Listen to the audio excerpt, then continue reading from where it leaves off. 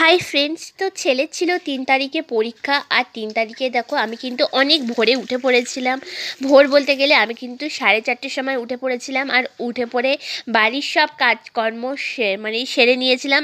যেহেতু আর তখনও দেখো আমি যখন ভিডিওটা শুরু করেছি তখন কিন্তু বাজে 4:30 মতো, 4:30 না 5টার মতো বাজে। তো তখনই দেখো কীরকম অন্ধকার অন্ধকার ছিল, তারপরে আস্তে আস্তে সকালও হয়ে গেল।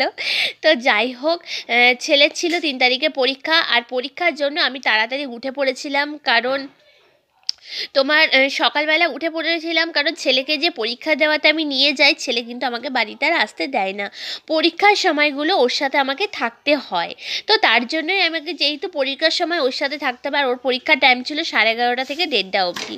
তো আমি যেহেতু বাড়িতে আসতে পারবো না, তাই জন্য ভোরবেলা কিন্তু উঠে পড়েছিলাম। উঠে বাড়ির সব কাজকর্ম সেরে রুটি তরকারি রান্না বান্না কিন্তু সব করে নিয়েছিলাম। তো করে নিয়ে দেখো এখানে কিন্তু ছেলের 2টো বোতলে গরম জল মিশিয়ে নিয়েছি। একটা হচ্ছে মুখ ধোয়ার জন্য, একটা হচ্ছে খাবারের জন্য। এখানে ডাবরের মধু নিয়ে নিয়েছি, আর এখানে ব্রাশ নিয়ে নিয়েছি। আর ছেলে দেখো এখনও ঘুমাচ্ছে। তো ওকে না সকালে তোলা খুব খুব বিরক্তকর লাগে আমার। ও রাত্রে যেমন ঘুমাতেও দেরি করে, বিরক্ত করে ঘুমাতেও।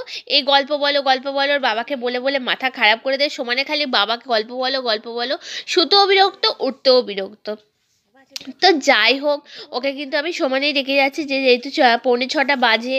তো আমি উঠেছি 4:30, 4:30 থেকে প্রায় আমি 5:45-র মধ্যে সব বাড়ির কাজকর্ম বলো রান্না বান্না সব কিন্তু করে নিয়েছিলাম।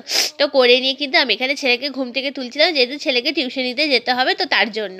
তো দেখো ছেলে দেখো এদিকে দেখো আরও চাপাচুপি দিয়ে কিন্তু শুচ্ছে, ও কিছুতেই উঠতে চাইছিল না। আর মঙ্গলবার 3 তারিখ ছিল কিন্তু ছেলের প্রথম পরীক্ষা, আর সেটা ছিল বাংলা পরীক্ষা। তো যাই হোক, ছেলেকে কিন্তু আমি ঘুম থেকে তুলে দিয়েছিলাম। আর তুলে দেওয়ার পরে দেখো এখানে কিন্তু আমি ছেলের খাবার কিন্তু নিয়ে চলে এসেছি।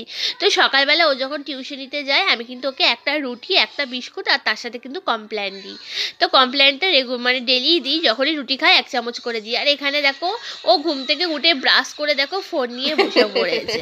তো যেহেতু আমি ভিডিও করছি, ও ফোনটা ছুঁড়ে ফেলে দিয়েছে। তো যাই হোক, তারপরে কন্টিনিউ ভিডিওটা করতে পারিনি, যেহেতু তোমাদের দাদাভাই ফোনটা নিয়ে চলে গিয়েছিল।